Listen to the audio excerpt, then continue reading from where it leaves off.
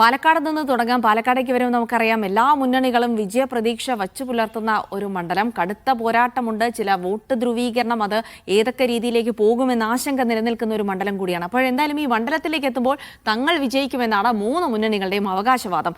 കഴിഞ്ഞ തദ്ദേശ സ്വയംഭരണ തെരഞ്ഞെടുപ്പിൽ തങ്ങളാണ് രണ്ടാമതെന്നും ഇത്തവണ വിജയിക്കുമെന്നുമാണ് LDFന്റെ അവകാശവാദം. എന്നാൽ നിയമസഭാ തെരഞ്ഞെടുപ്പും തദ്ദേശ തെരഞ്ഞെടുപ്പും തമ്മിൽ ഒരു ബന്ധവുമില്ലെന്നാണ് പാലക്കാട് മണ്ഡലത്തിന്റെ ചരിത്രം കാണിക്കുന്നത്. പാലക്കാട് റിപ്പോർട്ടർ സാജിദ് തയ്യാറാക്കിയ റിപ്പോർട്ടിലേക്ക്. പാലക്കാട് നിയോജക മണ്ഡലത്തിലെ LDF സ്ഥാനാർത്ഥിയും CPM നേതാക്കളും വിശദീകരിക്കുന്ന പ്രധാനപ്പെട്ട ഒരു കാര്യം മണ്ഡലത്തിൽ തങ്ങളാണ് രണ്ടാം സ്ഥാനത്തെന്നും അതുകൊണ്ട് കോൺഗ്രസും തങ്ങളും തമ്മിലുള്ള മത്സരമാണ് എന്നുള്ളതാണ്. എന്നാൽ തദ്ദേശ സ്വയംഭരണ തെരഞ്ഞെടുപ്പിന്റെ കണക്കാണ് ഇവർ ആധാരമാക്കുന്നത്.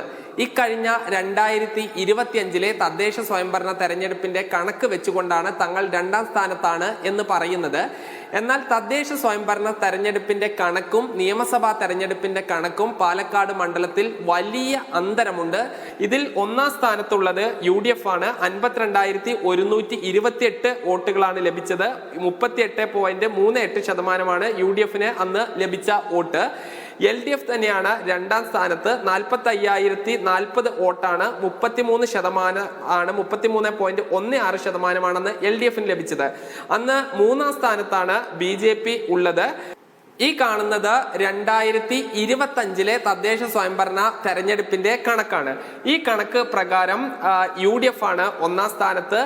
50,045 വോട്ടാണ് UDFന്. LDFനകത്തെ 42,975 വോട്ട്.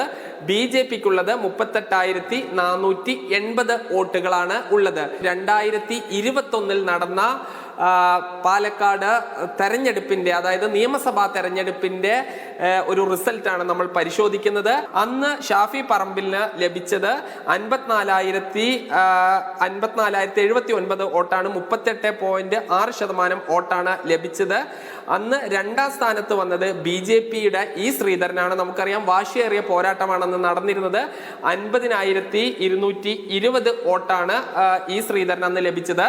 മൂന്നാം സ്ഥാനത്താണ് LDF ഉണ്ടായിരുന്നത്. 36,433 വോട്ടുകളാണ് അന്ന് ഈ LDF സ്ഥാനാർത്ഥിയായ CP പ്രമോദിന് ലഭിച്ചത്. ഇനി ഇത് ലോക്സഭയുടെ ഒരു റിസൾട്ടാണ്. അന്നും UDF ആണ് ഒന്നാമത് ഉണ്ടായിരുന്നത്. അന്ന് VK ശ്രീകണ്ഠന് 40.15% വോട്ട് ലഭിച്ചു. പോളിറ്റ് ബ്യൂറോ അംഗമായ വിജയരാഘവനായിരുന്നു LDFന്റെ സ്ഥാനാർത്ഥി. അദ്ദേഹത്തിന് ലഭിച്ചത് 34,640 വോട്ടാണ്. 26.35%. അങ്ങനെ മൂന്നാം സ്ഥാനത്താണ് LDF. ലോക്സഭാ തെരഞ്ഞെടുപ്പിലും C കൃഷ്ണകുമാർ എന്ന BJPയുടെ സ്ഥാനാർത്ഥിയാണ് രണ്ടാം സ്ഥാനത്തുണ്ടായിരുന്നത്. 43,072 വോട്ടോടുകൂടി 32% വോട്ടാണ് അന്ന് BJPക്ക് ഉണ്ടായിരുന്നത്. നമുക്കറിയാം പാലക്കാട് ഒരു ഉപതെരഞ്ഞെടുപ്പ് നടന്നിരുന്നു. ആ ഉപതെരഞ്ഞെടുപ്പിന്റെ ഫലം ഒന്ന് പരിശോധിക്കാം. UDFന് അന്ന് 58,052 വോട്ടുകളാണ് രാഹുൽ മാങ്കൂട്ടത്തിന് ലഭിച്ചത്. 42.28% അന്ന് ആ ശതമാന കണക്ക് നോക്കുമ്പോഴുള്ളത്.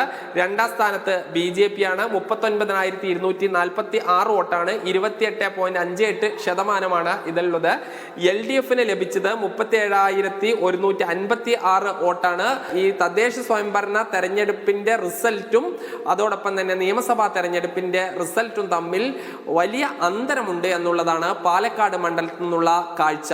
ഷിജു ചിറ്റൂരിനൊപ്പം സാജിദ് അജ്മൽ, മീഡിയ 1 പാലക്കാട്.